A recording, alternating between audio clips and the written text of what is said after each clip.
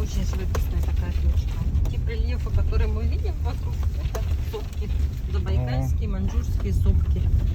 Вот есть даже песни, да, посвященные этому типу рельефа. Но это официально вот такое географическое название.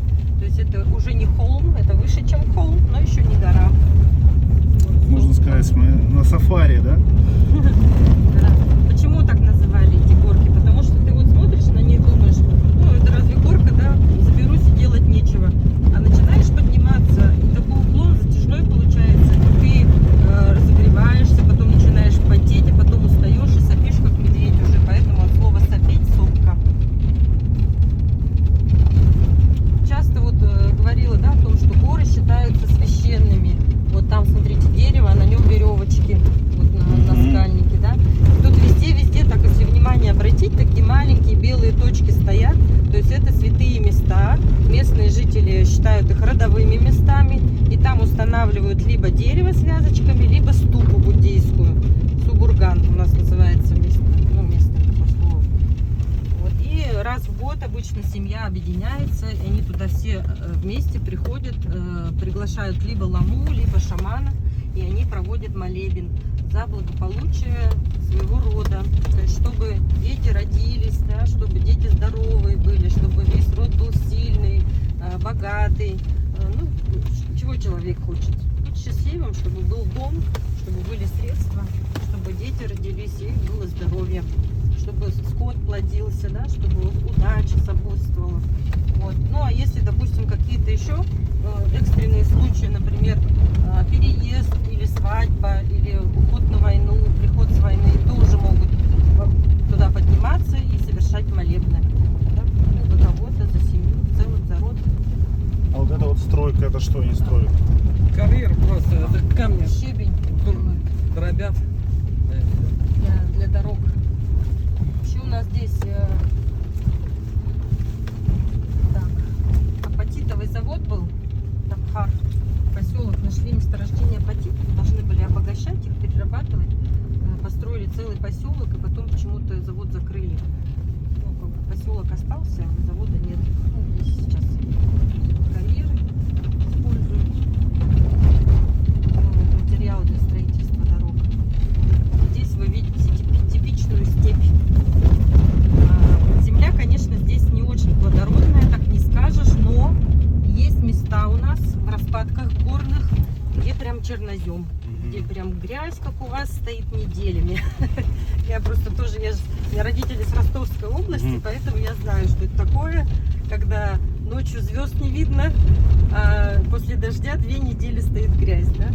Вот здесь нет такого. Вот в районе Улан-Удэ здесь ночь ясная, прям видно, как будто при свете фонаря. А если проходит дождь, то вода прямо просачивается буквально к вечеру. Больше луж нет. Вот, потому что земля песчаная, это камень, песок.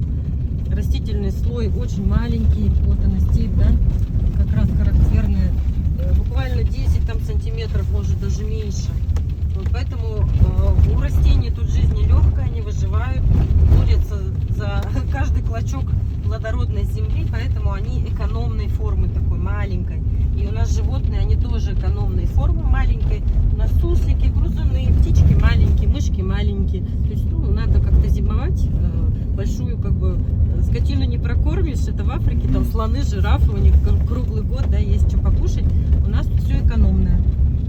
Вот. Но при этом она разнотравье. То есть здесь очень много разновидностей растений, поэтому как раз вот у нас почему мясо вкусное, почему молоко вкусное, потому что разнотравье. И здесь нет загрязнения, много очень солнца, это все цветет. И вот благодаря тому, что мы сухой регион и солнечный очень регион, у нас в травах и в ягодах как бы больше концентрация полезных веществ. У нас, например, богородская трава, чебрец, да, он вообще прям сильно очень пахучий. Чуть-чуть перетрешь между пальцами, и прям как будто эфирное масло ты набрал. Вот, в этом отличие, кстати, вообще всего растительного мира здесь. Вот, ну и поэтому наш кедровый орех, да, он самый орешистый орех, мы так говорим. Потому что, опять же, он маленький, но у него за счет того, что много солнца, мало влаги, у него концентрация вот этих и масла,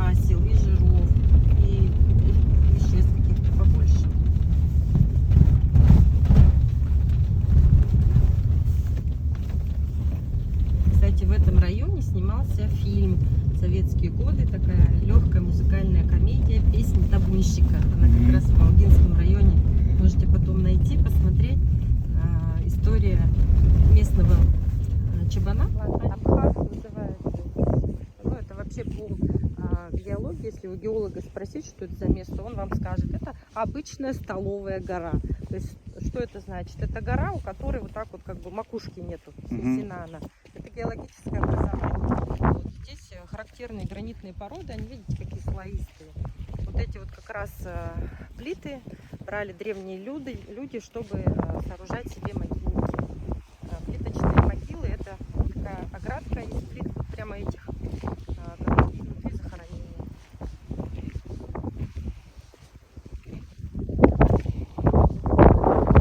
Язык тролля. То есть его надо, если сфотографироваться хотите, на него идете с той точки. Вот, и вот здесь, видите, так хорошо открывается долина, и в то же время она закрыта, да, как бы горами со всех сторон. Ну и вполне может быть, что Чингисхан вот здесь свои войска выстраивал. Там они здесь отдыхали, да, какой-то лагерь был. И он сверху все это смотрел, оценивал свои возможности и прекрасно представлял, как дальше будет подвиги совершать. Это 4 сильных, 4 животных: Гаруда, лев, дракон и тигр.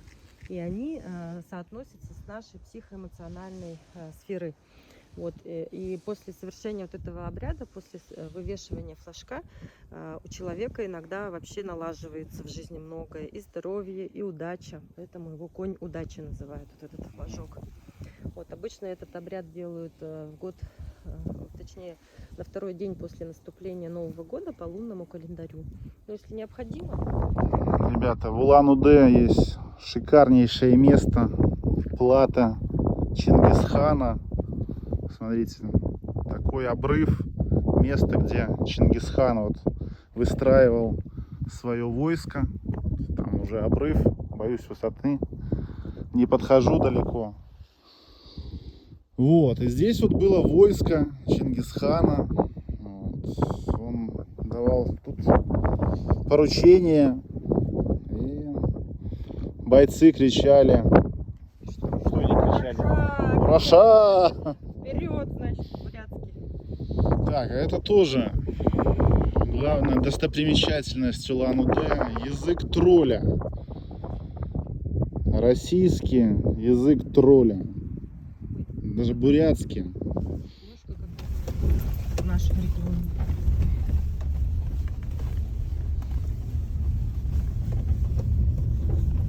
Здесь можно сусликов увидеть. Маленькие грызуны.